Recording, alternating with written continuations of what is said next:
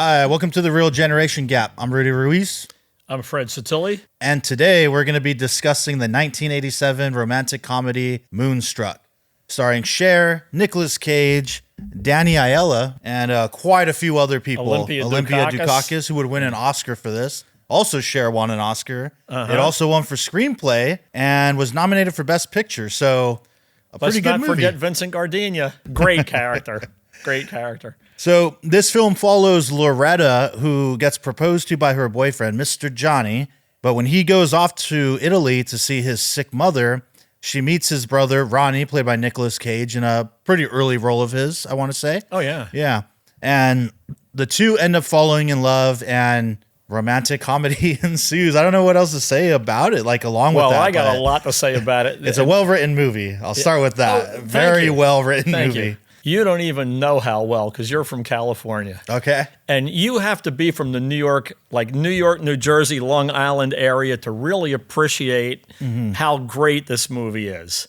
You know, people, the whole rest of the world is in love with the Jersey Shore and the Sopranos, that whole New Jersey, New York mafia. Yeah. You know, even the Long Island, Long Island's an entity unto itself. It's like how here we have LA, but the Valley is different, right? Right. Those Valley people, that's a whole nother world, and it's that way there. So a lot of things that happened in this movie were really authentic. And one of my favorite is the Italian-American Italian. You know, they don't speak Italian. Right. They speak in a kind of Italian that in Italy they wouldn't know what you were talking about. Right. they have these things that, like in New Jersey-isms. And I really like that. Now, some of the things that they say and do may seem impossible. The house is the husband and wife and their daughter Cher, and also his father. Right? And his father's like a senile old guy sort of with about 5 dogs.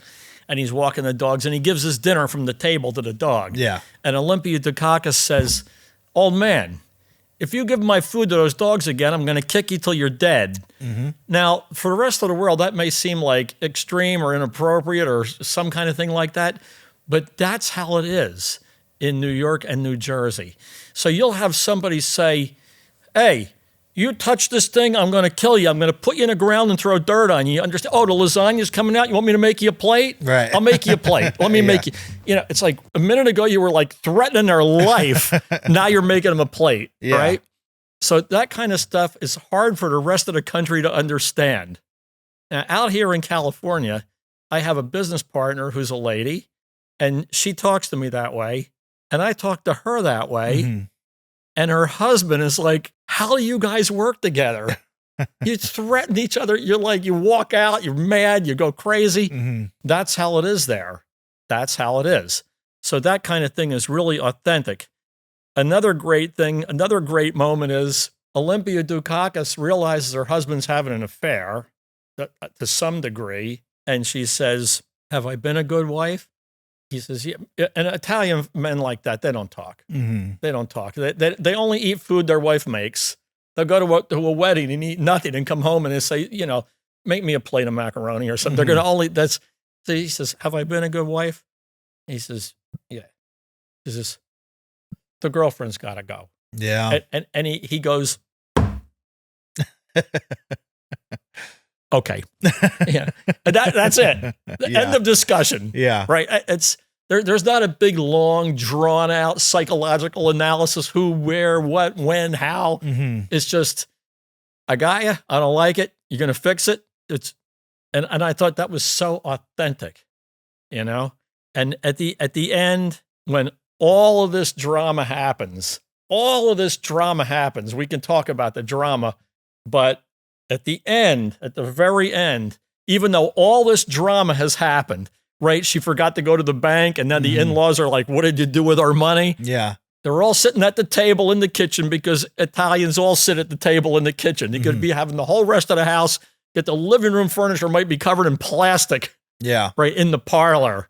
You're all going to be in the kitchen. At the end, what's the toast?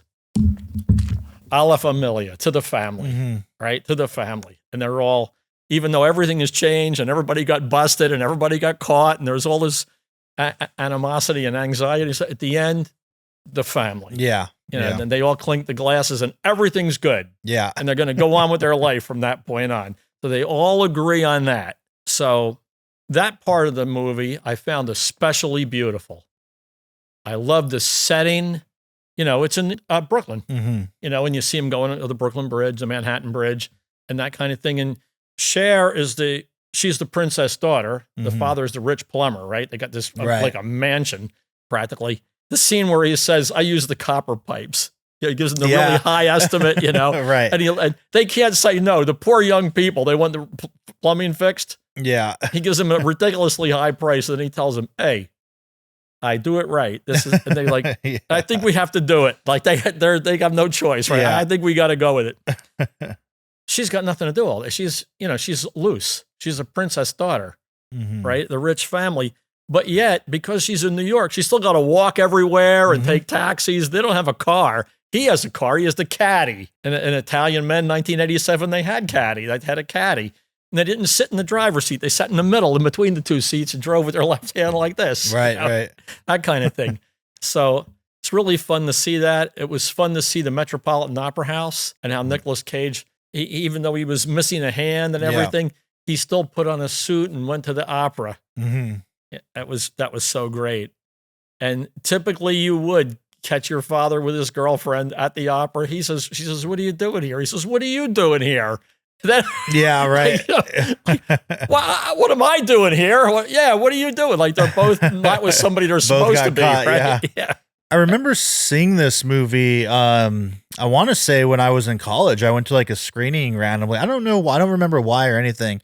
And I remember liking it, but haven't seen it since. So when you mentioned covering it, I went and bought the Criterion Blu-ray because it just got released on there. So now I have a Blu-ray. You are just such a videophile. Yeah. You really are. And it was worth it. I watched it with my girlfriend, and she's like, yeah, I haven't seen this since it came out. And I was like, yeah, let's watch it. And we both had a really great time watching it. Like we walked away from it like, yeah, what a good movie. Just a good. Cher couldn't have been more beautiful, huh?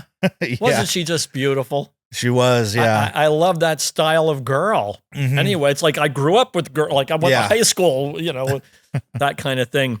I think my favorite scene in it, or maybe even kind of a story, it's almost its own little storyline, is Frasier's dad, John Mahoney. So I just know him as Frasier's father. But John Mahoney, how he's at the restaurant, and they set him up in the very first scene when Danny Aiello asks her out. Yeah, bring the dessert card, Bobo.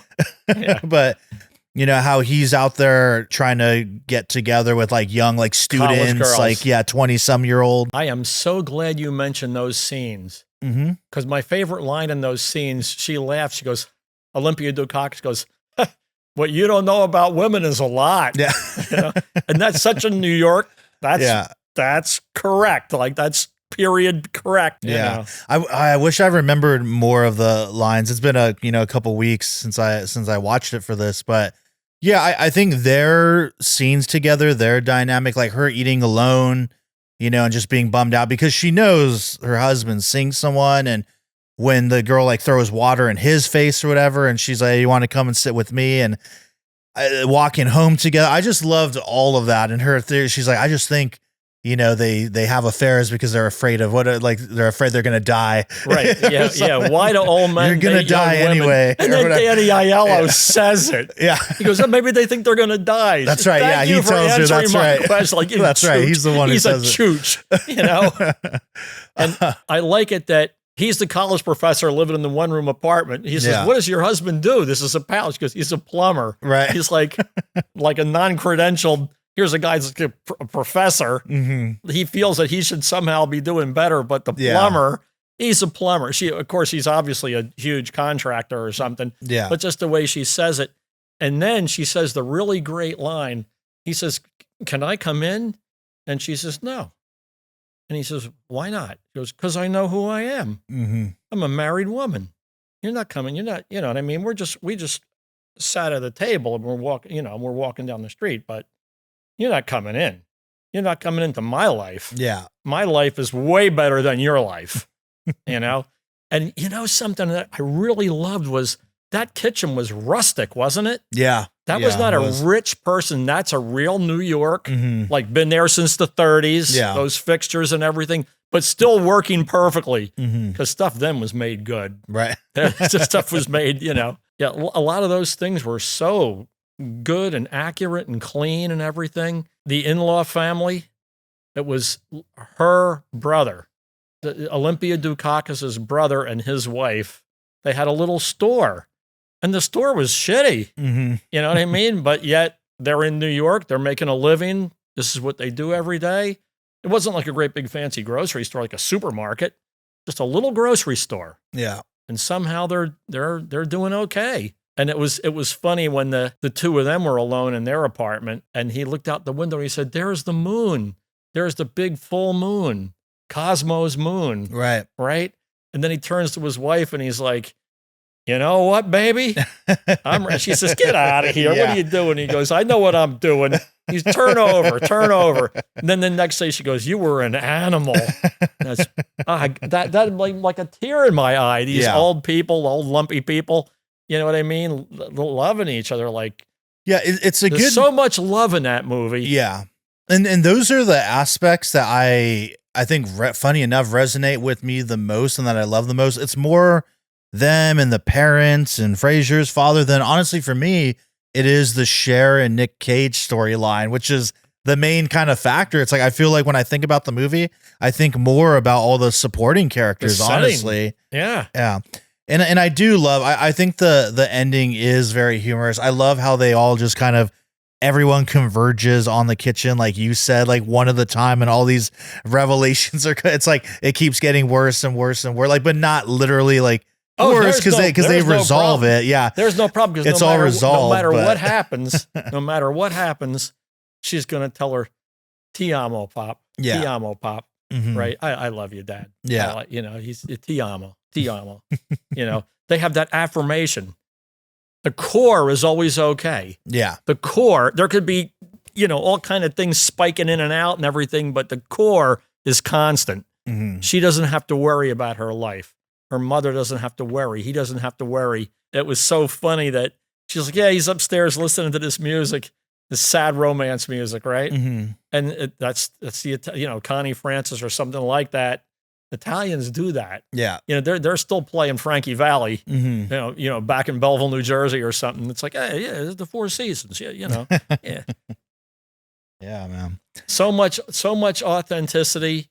And then the other great moment was, she meets Nicolas Cage. He had his hand cut off in a bread slicer. He's a baker in a bakery, right?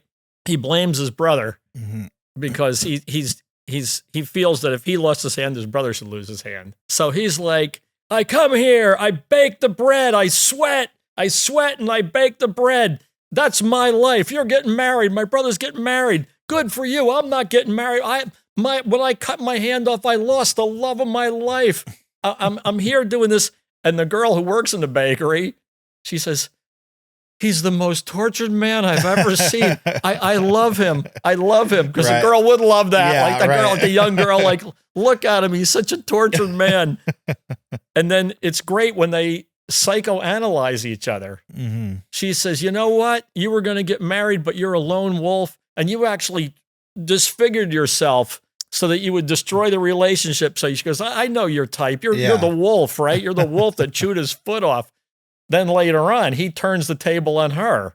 And he goes, "You told me about me. Now I'm going to tell you about you. That you married somebody, he died. Now you think you're cursed with bad luck." Because curses are big in Italian, right? You get so he's like, "Yeah, now you're marrying my brother who's a schlub because you want to have a schlub life because you don't feel like you deserve a truly romantic thing that I want to give you. I'm in love with you. I'm going to let you have it. You're going to, where he, you're going to, and he says, you don't feel that you deserve this, and you're settling. You're settling for less, and so that kind of analysis, once again, that goes on, right? People do that to you, right? Yeah. They say to you, I know what's going on in your life.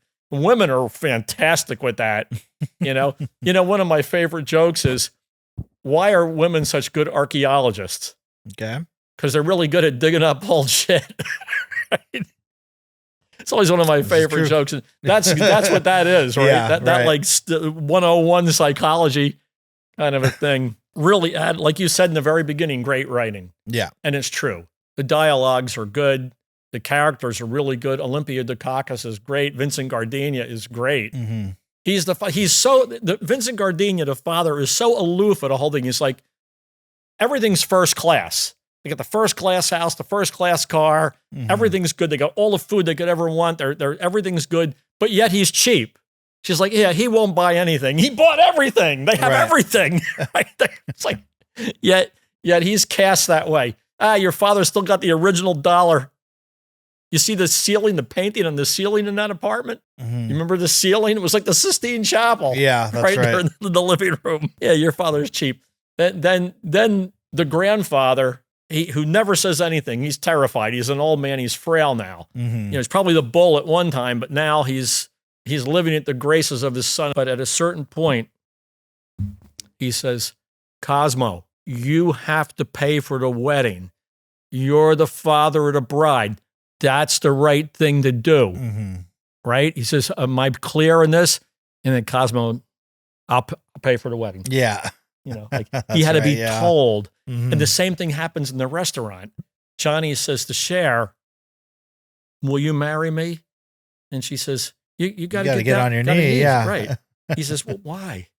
He goes, that's the right thing to do. She says, where's the ring? So. Where's the ring? The ring. A ring, that's right. I would have sprung for the ring if it was me. Capiche? You could use your pinky ring. That's so great. It's so great. The tradition, that whole aspect of it, where there's like a right and wrong. Yeah. And everybody's allowed to do wrong a little bit. Mm-hmm. But when they get caught, and then, as you said, the scene at the end where they're all in the kitchen, and now it's bad. Johnny has returned from Italy, but now his brother Ronnie's in love with Cher, and she's in love with him. Mm-hmm. But she's not going to admit it, because she said in front of the witness, in front of these people, I will marry you. But she's still going to marry Danny Aiello. Then he comes in, he says, my mother recovered. I can't marry you now. Right. Right? And then out of the blue, just imagine being Danny Aiello in that scene. He's going to tell Cher, I can't marry you now. And then his brother, who he hasn't spoken to for 5 years, Cher, will you marry me? Right. Says, I would love to marry you. Yeah. He's like, what the hell just what? Because he's only seen 10 seconds of that. Yeah. He doesn't know what's gone on for the last 2 weeks while he was away, right? Mm-hmm. He's, oh my God. And then the mother has the pearl of wisdom. She says, never marry somebody you love, because if you love them, they know that you do, and they take advantage of you. So she says, Nicolas Cage says, will you marry me? And she says, of course I'll marry you in front of all these people, right? So they have witnesses. Mm-hmm. They're making the contract. Yeah. Right? The contract, right? This is mafia stuff. You're making a contract now, right? You know, yes, in front of these people, I will marry you. And the mother says, do you love him, Loretta? And she says, I love him awful. She goes, oh God. Perfect. It's perfect. It's a perfect movie. Romantic comedy. I can't think of a better one. Yeah. It's great. And I mean, man, does it hold up in every regard? And I mean, I feel like it's not talked about much at this point. You know, clearly it's good enough for Criterion to put it out and re-release it and all that. But anyone who hasn't seen this, if you like the rom-com genre, this is it right here. I'm not a big rom-com guy, but this is a good movie. It's a shame we don't have Shane, because he was the one that liked that, right? Right. Like, Shane, if you're watching, Moonstruck. It's a good movie. I'm gonna rate this if you're about ready for that. Okay. I'm gonna give it a 7. Yeah, I'm gonna be on that 7. Oh, 7 zone. I'm disappointed. Thought it'd be a little more? Oh, you thought you were expecting a 10? I want it. Yeah, I want it. I'm like floating in the 7-8 zone. You know, you're right to do it. It's you can't, like me. I throw the 10s out. Everybody's always Fred. You give everything a 10. Yeah, I fall in love with these movies. Yeah. You know, now obviously there's better movies, but in its genre, you know, and I want this to appear in the Boomer picks. You know, when you go to the YouTube channel, there's different categories. You know, there's sci-fi and, you know, stuff like that. And there's the one the Boomer picks. Those are the ones that this is one of my movies, right? So being that my name is Satilli, you can figure that out. Anyway, a 7, huh? Yeah. Fair enough. I mean, I'll jump it up to a 7.5. It's well, for me, that's the, like, that's when we're in like, you like really the movie, good, you give it a good movie rating, capiche? territory. Yeah, that's it. We're in there. Yeah, I'm with you on that. 8, 9, it's way up there for me. Yeah. I've seen it several times now, and I love it every time. It's not my kind of thing. I'm not a rom-com guy either. It's not a real tear in your eye kind of one. You know, it's kind of a happy laughing, like you laugh along and, you know, you enjoy everybody's little moments of agony. Right. You know, it's so well acted, so well cast, so well written. It's just dynamite. It's really, really great. Great movie. Yeah. And I hope that, I hope this one does well in the views and everything. I'd like to see that society likes a happy, feel-good movie. Yeah. You know, they don't all have to be like, in the dystopian future, some guy and his tiny daughter who's blind. I can't even watch movies like that. Right. I love this movie. So I wanted to share it for those of you who might see this review and haven't seen it.